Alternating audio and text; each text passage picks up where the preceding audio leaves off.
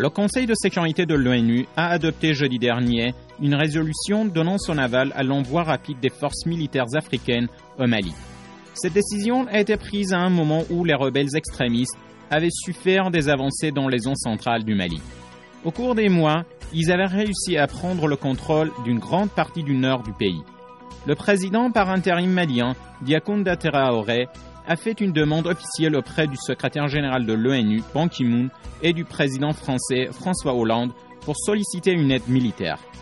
À en croire les dépêches, les groupes rebelles avaient éliminé leurs désaccords et c'est suite à la création de cette nouvelle coalition que le gouvernement s'est engagé dans cette récente opération militaire.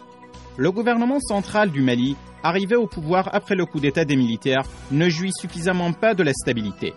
Auparavant, la communauté internationale avait condamné ce coup d'État, appelant au respect et à l'application de la Constitution.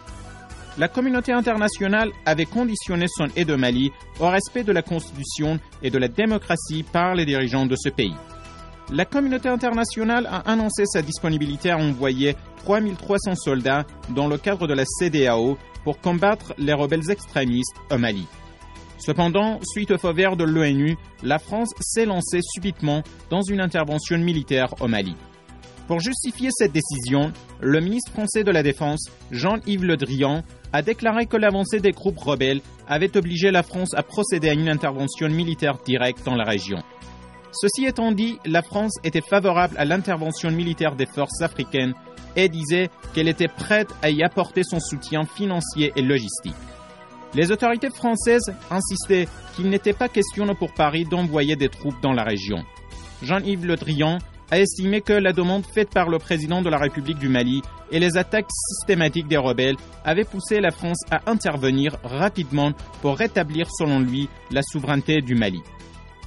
Les analystes politiques ont mis en garde contre les conséquences que cette intervention militaire pourrait avoir pour la France. Paris soutenait jusqu'à présent financièrement le gouvernement de Bamako, ayant sous son contrôle le sud du pays, tout en évitant de prendre le risque d'avoir une présence dans la région, située dans le nord du pays. Et c'est pour cette même raison que les États-Unis et l'Algérie sont réticents et se gardent pour le moment de s'impliquer dans ce conflit. Contrairement aux opérations militaires en Libye en 2011, où la France n'a pas subi durant les 7 mois de guerre des pertes et des dégâts considérables, un pilote français a été tué vendredi au premier jour des opérations militaires au Mali. En outre, les rebelles ont promis de procéder aux mesures de rétorsion très sévères contre le gouvernement français. En dépit de toutes ces menaces, les autorités françaises n'ont pas exclu la possibilité d'avancer vers le Tombouctou, bastion des rebelles au nord du Mali.